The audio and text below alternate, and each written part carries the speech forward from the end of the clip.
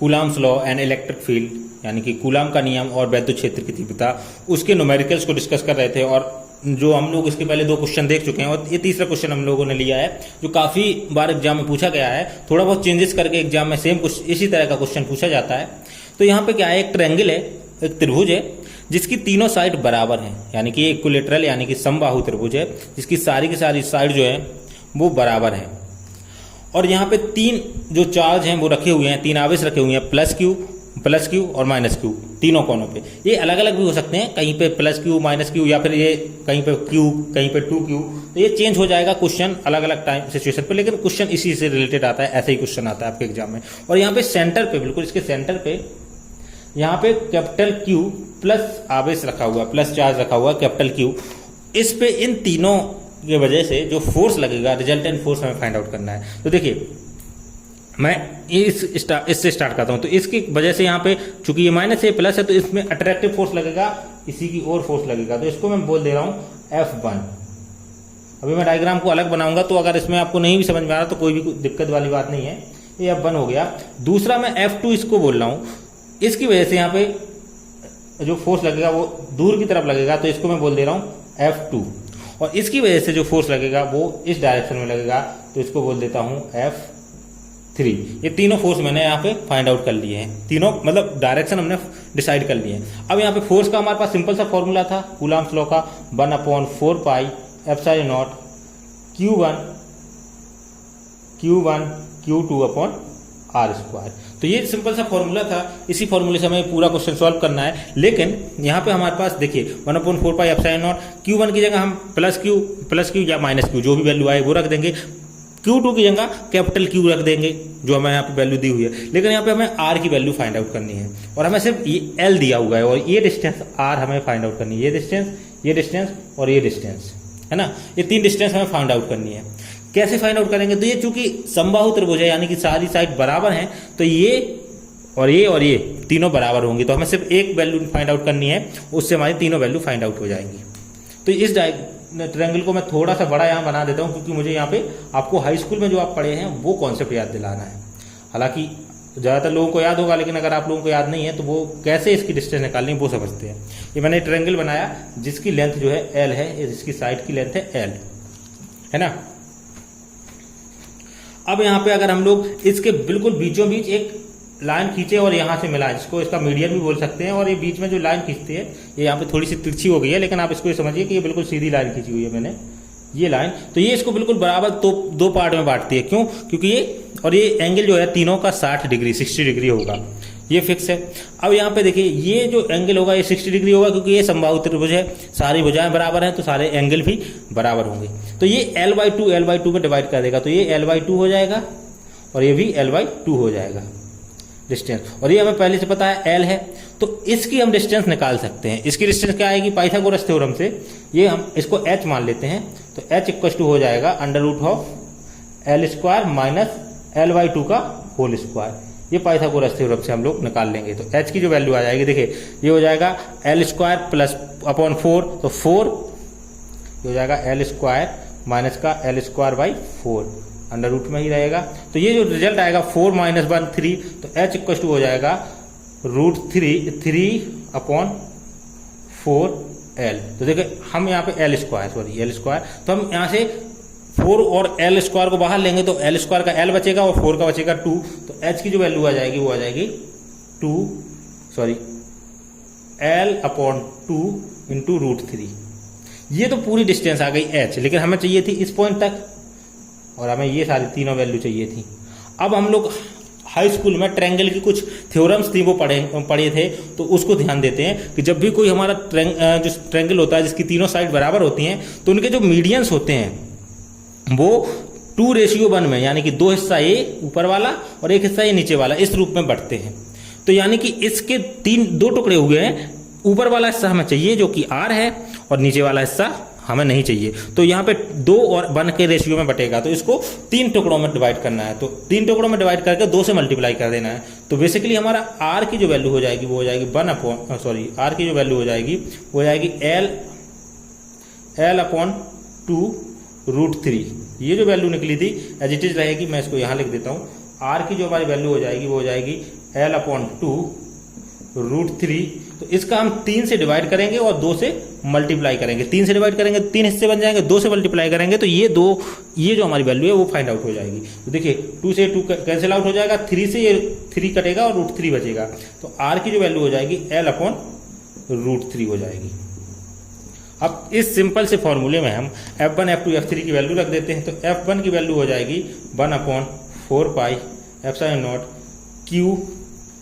Q और capital Q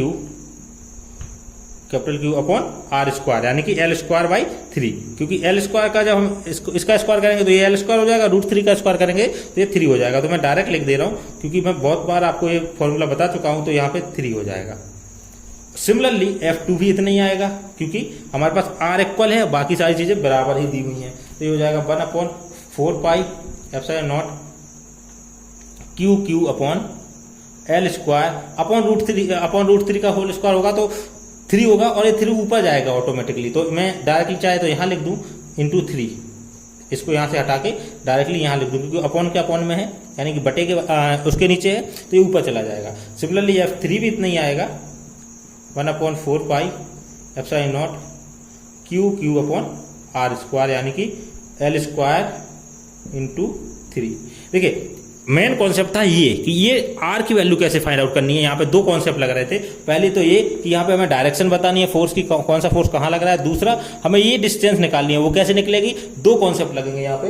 एक तो हमें पाइथागोरस से पूरी लेंथ निकाल लेनी है, फिर उसको 2 और 1 रेशियो में डिवाइड कर देना है। तो ये हमारे पास F1 F2 F3 आ गया। अब उसकी हमें डायरेक्शन पता है तो उसी फिगर को मैं यहाँ नीचे दोबारा बना ले रहा हूँ, उसी फिगर को। तो F1 हमारा जो है ये ऊपर की तरफ लग रहा है F1, तो इसमें तो कोई चेंजेस नहीं करना है। F2 हमारा यहाँ लग रहा है और F3 हमारा यहाँ लग रहा है F3। अब देखिए बेसिकली हो क्या रहा है, तो देखिए ये दोनों F1 और F2 और F3 दोनों बराबर हैं और इनके बीच का जो एंगल है वो 120 है। तो इनका जो रिजल्टेंट निकलेगा वो इसी डायरेक्शन में निकलेगा, इसीलिए हमें F1 को छेड़छाड़ नहीं करनी है। F1 की डायरेक्शन में ही हम इसको बोल देते हैं F डैश निकलेगा और F डैश में F1 ऐड हो जाएगा। क्यों ऐड हो जाएगा, क्योंकि दोनों एक ही डायरेक्शन में। तो हमें इन दोनों का रिजल्टेंट निकाल लेना है। तो ये निकलेगा F डैश इक्वल टू जो हमारा पैरेललोग्राम लॉ है, वेक्टर का जो फॉर्मूला है, मैंने फिजिक्स फर्स्ट में आपको पढ़ाया था। तो ये हो जाएगा F1 का स्क्वायर प्लस F2 का स्क्वायर, F2 का स्क्वायर और F3 का, 2 और 3 को हम कंसीडर कर रहे हैं, 2 3 का square plus 2 F1 F2 cos 120, 120 अंश का कोण बना रहे हैं। तो देखिए F1 का स्क्वायर यानी कि इस पूरे का स्क्वायर, F2 का स्क्वायर यानी कि इस पूरे का स्क्वायर और F1 F2 यानी कि इन दोनों का स्क्वायर ही रहेगा सेम। तो सारी चीजें, ये सिंपल सी कैलकुलेशन है, तो आप शायद वैल्यू रख के आप खुद से सॉल्व कर सकते हैं। लेकिन चलिए तो हम लोग नेक्स्ट क्वेश्चन देखते हैं। नेक्स्ट क्वेश्चन में क्या है कि यहाँ पे 2 पॉइंट हैं 1 मीटर की डिस्टेंस पे। यहाँ पे जो डिस्टेंस है 1 मीटर है टोटल डिस्टेंस, और यहाँ पे 2 पॉइंट हैं Q1 एंड Q2, 2 चार्जेस हैं। Q1 इक्वल टू यहाँ पे है 5 ×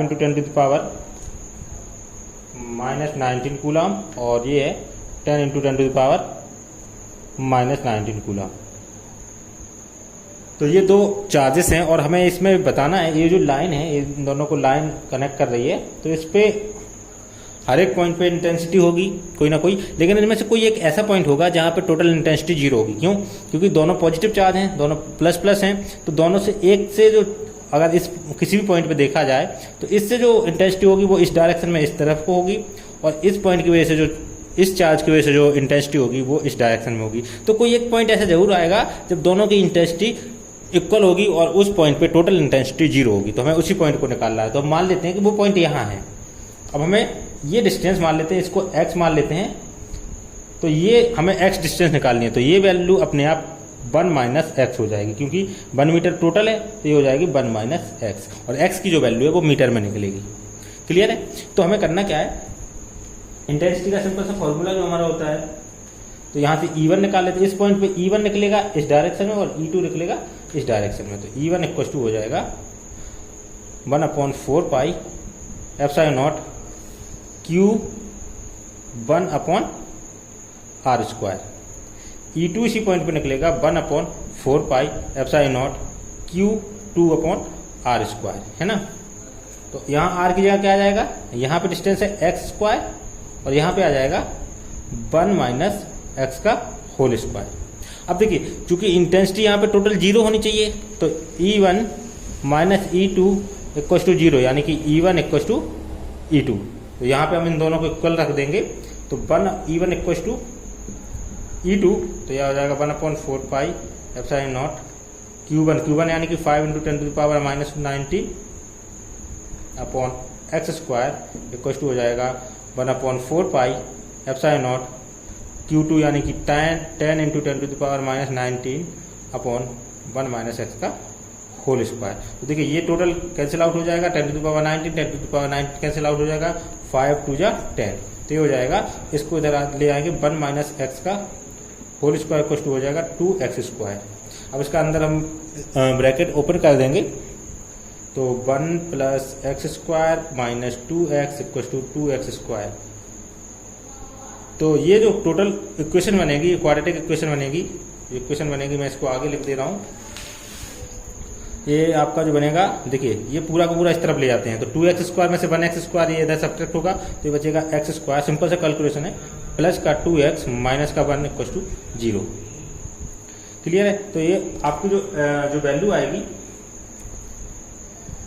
तो यहाँ पे x में क्वाड्रेटिक इक्वेशन बनी है, तो इसके सिंपल सा फॉर्मूला है -b यानी कि -2 प्लस माइनस √b स्क्वायर यानी कि 4 माइनस 4ac, तो 4ac, तो ये हो जाएगा आपका ये -2 4ac, तो 4/2a यानी कि 2। तो देखिए ये टोटल क्या हो जाएगा, -1 प्लस माइनस √1/2। तो इनमें से कोई एक वैल्यू ले लेते हैं, तो हम प्लस वाली वैल्यू ले लेते हैं। ये √1 क्या हो जाएगा, 1 ही हो जाएगा। तो ये हमारे पास वैल्यू इस तरह से जो वैल्यू आएगी, यहाँ पे मैंने थोड़ा सा गलती कर दी है, यहाँ पे -b plus minus b square यानी कि 4 माइनस 4ac, तो 4ac में यहाँ पे c माइनस में है, तो ये प्लस हो जाएगा, 4 इंटू a 1 है और c माइनस 1 है, तो ये टोटल प्लस का 4 बचेगा, यहाँ पे माइनस की जगह यहाँ प्लस 4 हो जाएगा। तो यहाँ पे यहाँ पे आएगा आपका 8, 4 + 4 8, तो 8 को अगर हम बाहर निकालें तो ये हो जाएगा 2√2, तो ये आएगा -2 प्लस माइनस 2√2/2। तो देखिए 2 से डिवाइड करेंगे अगर, तो 2 ये 1 टाइम्स जाएगा और 2 से 2 कट जाएगा, तो ये और ये अपॉन में आएगा, ये आएगा आपका,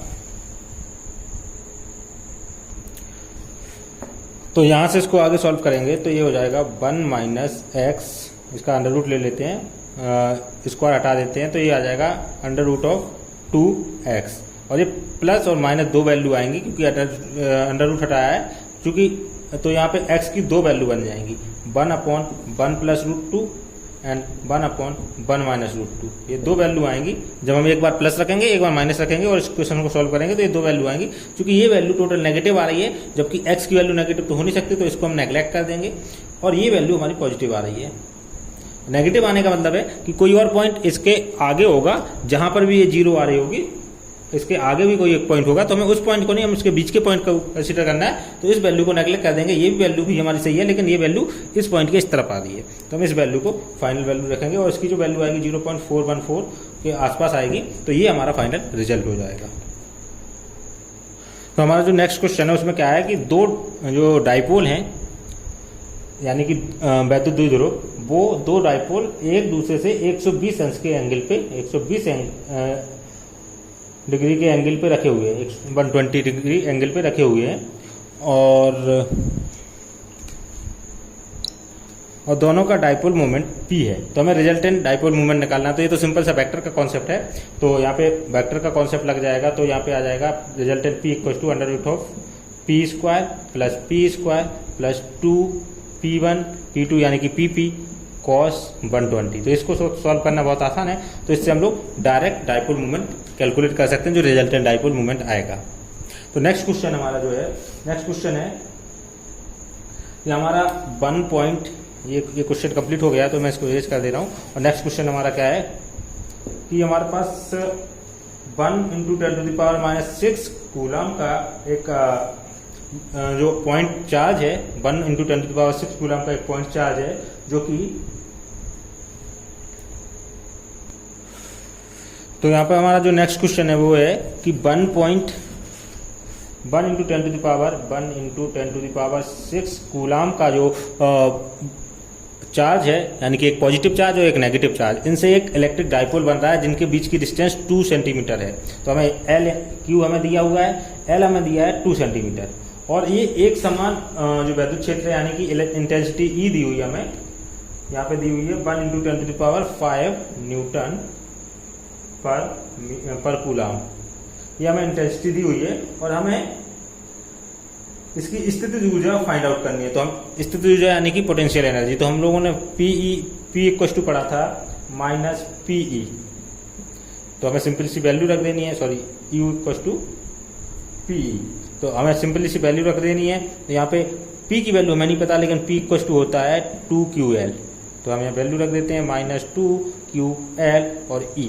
तो इन सब की वैल्यू हमें पता है, तो हम सिंपली वैल्यू रख देंगे। -2 × Q की वैल्यू है 1 × 10⁻⁶ है इंटू 2 सेंटीमीटर, तो इसको मीटर में बदलना होगा, तो 0.02 मीटर इंटू 1 × 10⁵, और इसका जो भी रिजल्ट आएगा, जो भी इसका रिजल्ट आएगा वो हमारा U होगा। तो इसको सिंपल सा कैलकुलेशन करना है। तो आई होप कि आपको ये सारे कॉन्सेप्ट समझ में आए होंगे। अब आप इस चैप्टर के सारे न्यूमेरिकल खुद से कर सकते हैं। तो नेक्स्ट वीडियो में हम लोग गॉस की थ्योरम के बारे में डिस्कस करेंगे, electric flux and Gauss law, Gauss theorem and electric flux, उसके बारे में डिस्कस करेंगे। अगर वीडियो आपको पसंद आया तो उसको लाइक कर दीजिए। मिलते हैं नेक्स्ट वीडियो पे। Thank you for watching.